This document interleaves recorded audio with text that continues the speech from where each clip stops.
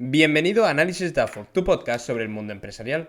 Hoy volvemos a tener otra sección de noticias sobre las noticias más destacadas del mundo de la empresa de la semana pasada. En esta entrega hablaremos sobre los nuevos movimientos que ha realizado Inditex, el acuerdo de Real Madrid y BMW, la planta de hidrógeno verde que se va a localizar en Sevilla y el nuevo puerto de megayates que se va a ubicar en Málaga. Sin más dilación, empecemos.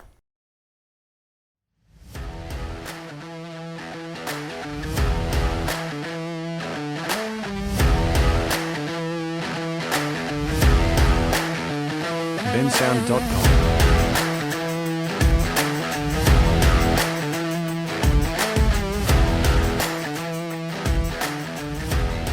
Real Madrid y BMW se alían en un acuerdo de patrocinio.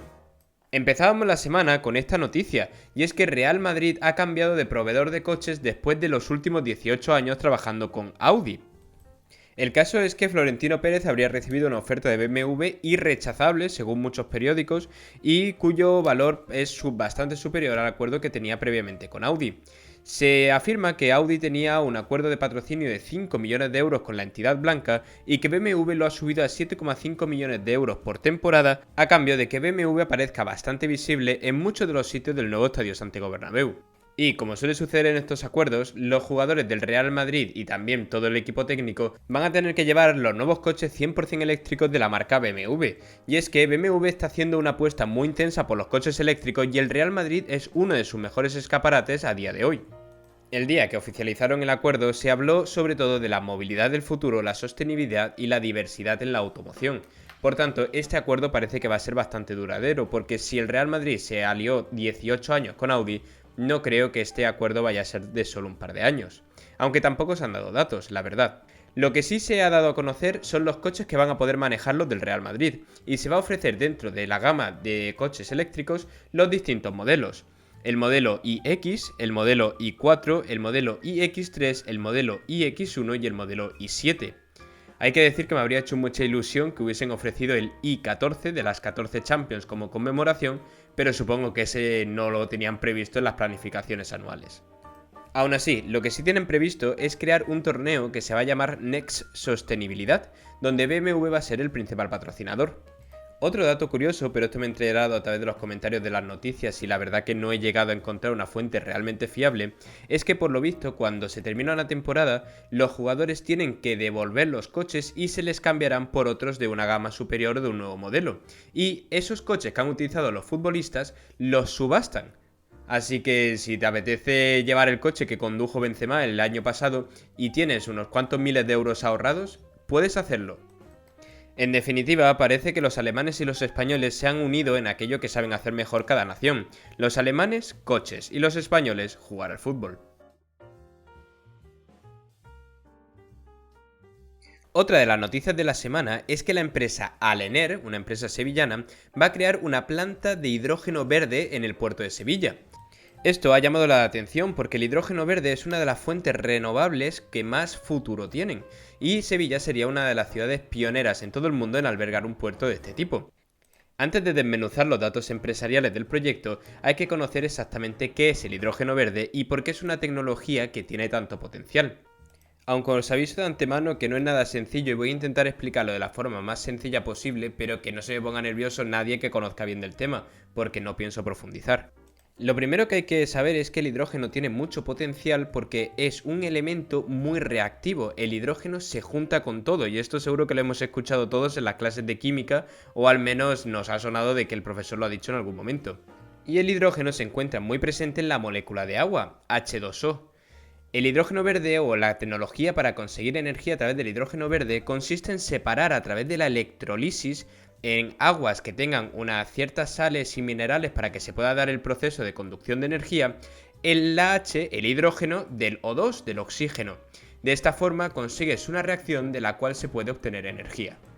Esta tecnología se suele aplicar en puertos marítimos, pero el caso de Sevilla es una excepción porque hay una alta salinidad en el río Guadalquivir, por tanto el proceso sí se puede dar como tal. Una vez que ya sabemos que es viable que se pueda producir ese hidrógeno verde, veamos en qué ha consistido el acuerdo y qué números arroja, que es lo más importante. La inversión inicial para este proyecto, que se va a desarrollar en distintas etapas, es de 4,4 millones de euros. El proyecto en sí va a contener dos subproyectos, por así decir, que lo van a componer, en donde el primero es una planta fotovoltaica que va a conseguir aunar una capacidad de producción de 3 megavatios la hora, y el segundo es la planta de electrolisis, que esta sí se situaría a pie de puerto, con 1 megavatio por hora.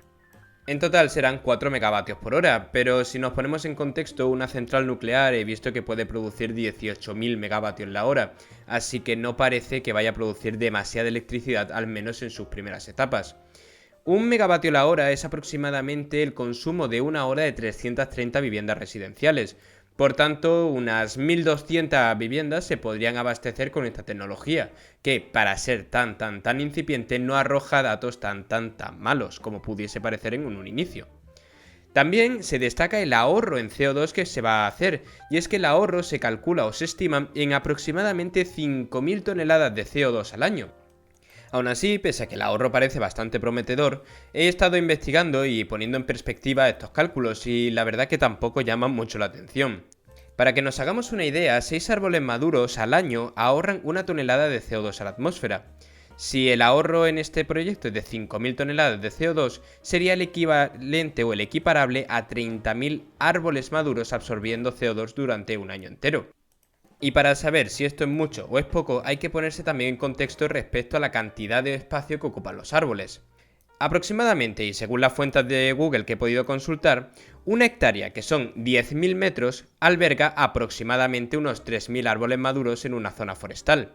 Por tanto, estaríamos hablando de que 30.000 árboles ocuparían aproximadamente un tamaño de 10 hectáreas de bosque. Y llegados a este punto, otra vez hay que preguntarse cuánto espacio son 10 hectáreas, porque no es algo que solamos tener en la cabeza, salvo que tengamos muchos terrenos. Y el caso es que 10 hectáreas son aproximadamente la longitud y la anchura de 20 campos de fútbol profesional. Tampoco es mucho, porque solo los Montes de Málaga, que tampoco es un paraje natural demasiado extenso, son 5.000 hectáreas. Así que 20 campos de fútbol tampoco parece un ahorro tan significativo. Pero bueno, hay que entender que las tecnologías nuevas pues llevan un proceso de maduración y que por tanto los inicios son más difíciles si cabe que en muchos otros proyectos. Continuando con los números, el proyecto aproximadamente dará unos 50 empleos, de los cuales 25 serán directos y 25 indirectos. Y todo esto se podrá ver materializado en julio de 2023, exactamente dentro de un año, así que espero poder contároslo dentro de un año y que podamos seguir escuchando este podcast. Para concluir, hay que decir que, aunque el proyecto no es tan ambicioso como podía parecer en un principio a tenor de los números, las energías renovables llevan unos procesos de maduración de tecnología muy lentos, así que solo hay que mirar cómo hace 20 años la capacidad instalada era muy pequeña y ahora las energías renovables forman parte bastante importante del panorama eléctrico nacional. Por tanto, todos los avances que hagamos ahora en energías renovables quizás sean muy rentables dentro de 8 o 10 años. Y estas cifras se puedan multiplicar por muchos ceros en cuanto a capacidad de producción, empleos generados y reducción de CO2 en la atmósfera terrestre.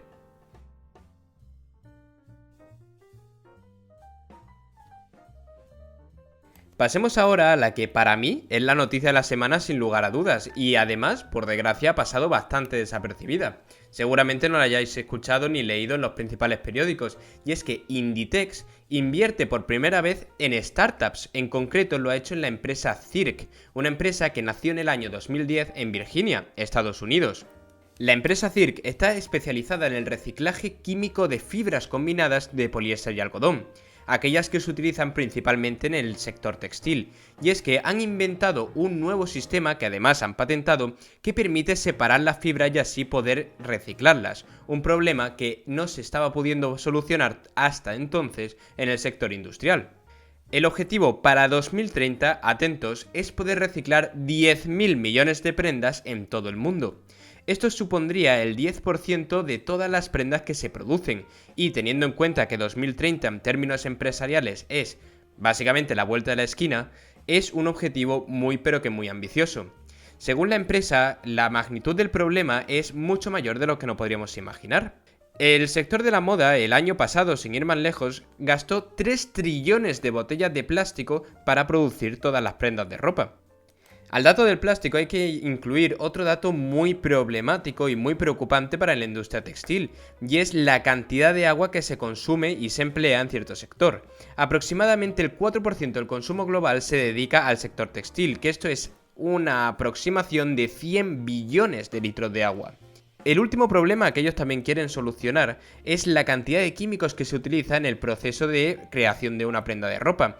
Y es que por cada kilo de algodón que acaba en una prenda de ropa, es decir, por todas las prendas de ropa que puedes hacer con 1 kilo de algodón, se necesitan 3 kilos de productos químicos, los cuales además son muy contaminantes para la corteza terrestre y para los mares y océanos. Por tanto, ellos lo que quieren hacer a través del proceso de reciclaje es reducir de forma considerable este gasto medioambiental y que a través del reciclaje se puedan hacer nuevas prendas de ropa y hacer mucho más sostenible un sector que tiene muchos problemas con la sostenibilidad.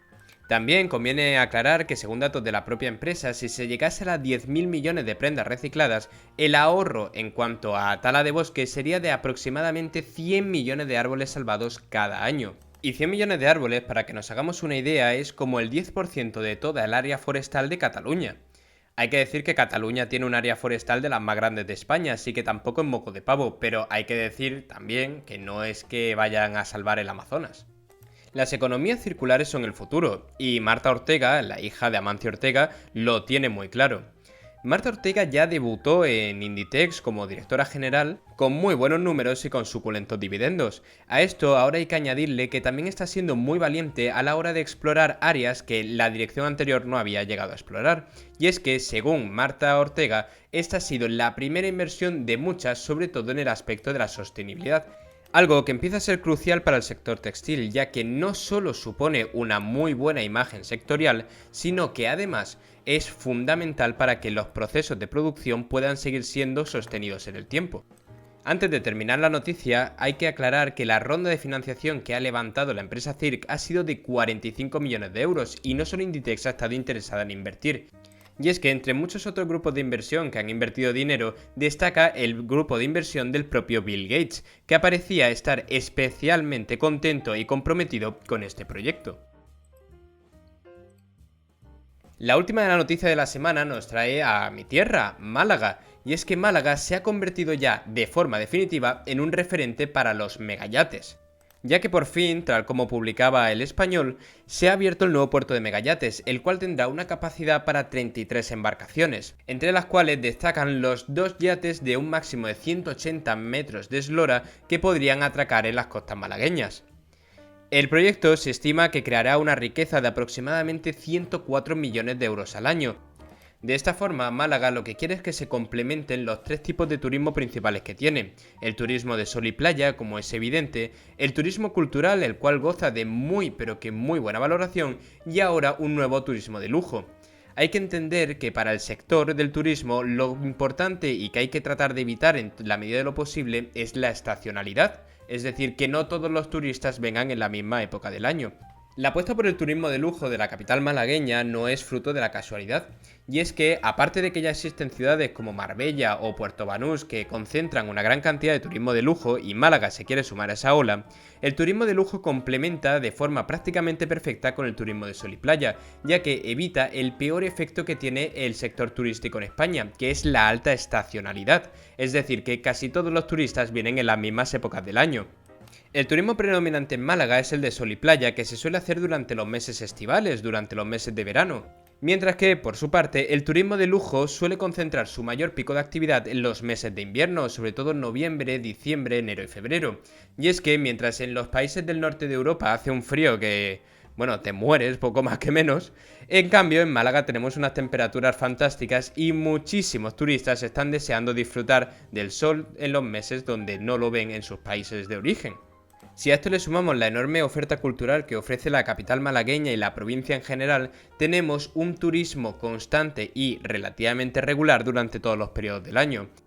Aunque es cierto que el turismo de lujo dista mucho de ser igual de importante que el turismo de sol y playa, pero todos estos avances hay que recalcar que son muy importantes para un sector turístico que ha sufrido muchísimo durante la crisis del COVID-19.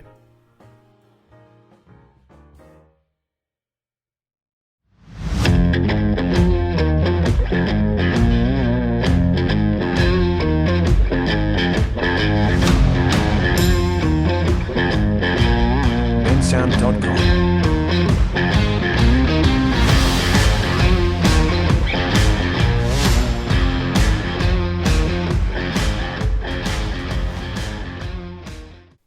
Espero que hayáis disfrutado mucho de las noticias empresariales y la verdad es que ha sido un placer hacerlas. Ha sido un placer en gran parte porque os tengo que agradecer personalmente todo el apoyo que he recibido. De verdad, no os hacéis una idea de la cantidad de mensajes de apoyo que he recibido en Instagram y en las distintas redes sociales respecto a este proyecto. Cuando lo lancé, sinceramente, pensé que no iba a interesar mucho. A fin de cuentas, las noticias empresariales dentro de los periódicos no son ni mucho menos las más leídas. Dominan el fútbol, la política o muchísimos otros temas de actualidad. Pero que tantísimos de vosotros hayáis mostrado interés sobre estos temas me ha dado una fuerza impresionante. Y esto se va a traducir en muchas novedades en el programa que estoy encantado de poder incluir. Para ir dándos alguna primicia, la próxima semana ya tenemos el primer tema sobre el mundo empresarial. En concreto vamos a hablar sobre la industria farmacéutica durante la crisis del COVID-19. De esta forma ponemos punto y final a la pandemia y por tanto nos adentramos en una industria que ha acaparado el foco de atención de todas las noticias de todo el mundo durante los últimos 2 años. Y es que hay que remontarse a épocas de la Segunda Guerra Mundial para que una industria, en el caso de la Segunda Guerra Mundial, la industria bélica, tuviese tantísimo impacto y tantísima influencia en tantísimos ciudadanos de todo el mundo. Así que estoy convencido de que muchas de las novedades que contaré en el programa van a ser muy interesantes y aportarán mucho valor. Por otra parte, ya tenemos la primera entrevista concertada y saldrá a finales de este mes. Concretamente hablaremos sobre el importantísimo sector inmobiliario que ha movido España durante los últimos años. Y lo haremos de la mano de 2 expertos que tienen su propia inmobiliaria y nos contarán los entresijos de este dinámico mercado. En definitiva, muchísimas gracias a todos los que me habéis apoyado y estoy deseando que podáis ver con vuestros propios ojos y oír con vuestros propios oídos todas las novedades que van a llegar a Análisis DAFO, vuestro podcast de confianza sobre el mundo empresarial. Muchas gracias y disfrutad de la semana.